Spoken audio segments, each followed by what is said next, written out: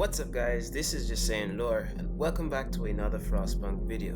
Today we're going to be discussing a new scenario, the last autumn, and more stuff about it and how it's going to affect the game in the future and what it means for going back into the past to see what was and how generators were actually constructed. Remember to subscribe so I can spread the lore to even more people. So, the last autumn is a turning point in Frostpunk's universe, revealing the restless events of Site-113 and its struggle to construct the generator before the freezing veil shrouds the Earth. The prequel expansion broadens the Frostpunk universe by introducing a new environment, a new book of laws, and unique technologies, and presents a range of new buildings, all of which let you shape society and the city in unconventional ways, leading a group of engineers working on one of the world's greatest technological marvels, a generator, will require adapting your strategy to extraordinary situations. As the leader of Site-113, hope for the best, but prepare for the worst, for queen, and for country. So, what's happening is that the 11-bit Studios has decided to give us a vision of the past and how the generators were constructed and the short amount of time in which the engineers had to actually build these structures before the deep freeze actually came in and wiped out everything. It's fascinating, and it also kind of adds in a couple of the elements that I was hoping for as it relates to a more dynamic book of laws, because in truth and in fact, no society is actually perfect or uniform to fall into one particular area. Even the country of North Korea has some variations and some elements of capitalism mixed in with it. Somehow, somewhere, all civilizations have unique characteristics that are a blend of either communism or capitalism and socialism. All these elements somehow find a way to communicate together to create something very unique. As human beings ourselves, we are unique creatures with varying needs, wants, and desires that adapt as we climb up the social ladder. Based on the lore that I've given before, we know that radio towers back in the day, before the Great Freeze took place and after the Great Freeze, had some very important and phenomenal aspects as it relates to the controlling and communication of the movement and resources between various cities. However, in this new DLC or expansion, we see the introduction of ships, and these ships could also play another vital role into how the generators were constructed, suggesting that this site in particular is built on the coast, where it is easier for resources to be opted in and people as well to be opted in to support the construction of the site. It also means that the same exploration mechanics will also be operating within it. The mere fact that you are able to see how a generator is constructed in my previous video about last autumn and weather and lore, we spoke about how the generator is constructed and why there is such a deep hole. If you watch the entire video, we go in depth about how this works and how it correlates with what the individuals around the creation of Frostpunk are trying to convey. But going back to the Site-113, this kind of gives you an idea that there was a specific team set up to actually work on constructing these marvels of technology, or technological marvels as should be said, and some of the factors that led to them being able to sustain themselves within the Frostland. So we talked about the fact that building in a crater can also allow a site to be much more protected from the harsh conditions above. We also in a couple other videos discussed the mere fact that it's virtually impossible to build on the outside of a crater. Buildings would have to be prefabbed in such a way that would allow them to withstand extreme weather conditions. But we're not talking about Arctic weather conditions. We are talking about something even more extreme. I call it Frostland weather conditions, based on the storm and other naturally occurring phenomena that will be prevalent, including insta-freezing and extreme weather and high amounts of snow cover. So these buildings would have to be preheated to allow them to defrost and prevent the cold from overcoming them. As you know, when water freezes and it becomes ice, it expands. That's how things work. So these guys said that the Book of Laws itself will be broken apart and then put back together. This might actually come in line with what a lot of us have actually been requesting. In lore, how it works, the cities might be on extreme levels, but these extreme levels are dependent on the captain's capability to control the population. And if it's a case where the population can't be controlled, or let's say, for example, the situation results in high levels of discontent, then it might be in the captain's best interest to actually go all the way up and use some extreme tactics in the Book of Laws.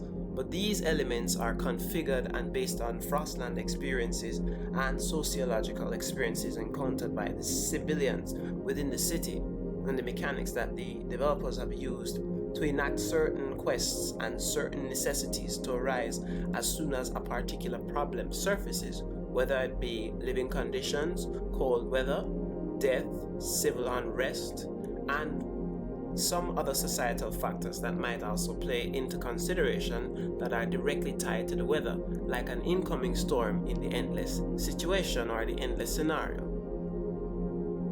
Now, going straight back into the last autumn, these mechanics, if they are implemented in the right way, can have some profound effects in terms of enhancing the endless scenario. So the lore now dictates that yes, it is true that the storms took a certain amount of time to actually come, and it's also true to an extent that these storms did have some impact on how well humanity was able to prepare for the declining weather conditions. The mere fact that, you know, the winter came in so quickly and everybody had to build generate. Imagine the amount of manpower and overtime that had to go in to the construction of these generator towers. And the Endless is also canon as well. There's a lot of the content in the Endless ties right back into explaining away some of the mysteries about the Frostland, unique designs of buildings and technologies, and various areas in which people hid out within the Frostland. So, here's something that I've also made a long discussion about. There's something cool that the devs could do in terms of enhancing the Endless mode, and you know, elements from the Winterhome generator, the Ark City, New London, and the refugees. All the technology from these various scenarios need to be implemented on a broader scale into, as what I might call, the endless scenario. Adding in all of these elements will not just enhance gameplay, but will also keep players coming back for longer extended periods of time. Because it's similar to what City Skylines does. There's always some additional content being released in small packages, and these pieces of content are able to stand on their own, but they can be used in multiple situations. And so combining the scenarios and using the mechanics and the technologies of all the scenarios, adding them into the endless setting, will also enhance gameplay and bring the value of returning to the game to old players and new players more enriching.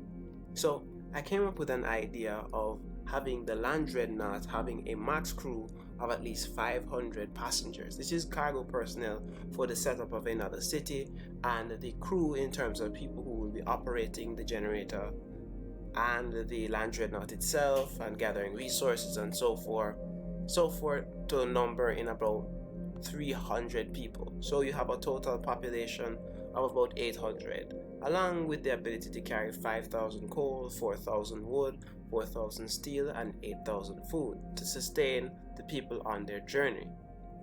I then went back to it and I said, let's increase the crew to about 350, including scouts, hunters, engineers, regular labor, security personnel, along with a first officer and any other emergency personnel necessary to keep the site running.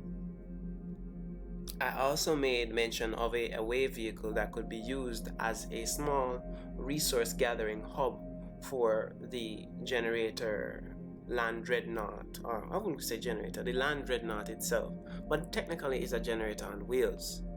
The land dreadnought to be able to stay stationary while an away team would be able to survey the land in front and determine whether or not the land dreadnought can proceed in said direction, or if it needs to divert and take another route based on the density and the strength of the ice. And in so doing this, it adds additional mechanics into the development of the game. This could be switched around on its head to have the player, instead of starting in a crater, start with a land dreadnought, crossing the Frostland, searching for an area to actually settle down and create their civilization, thus further pushing the elements of needing to survive and making it even more realistic.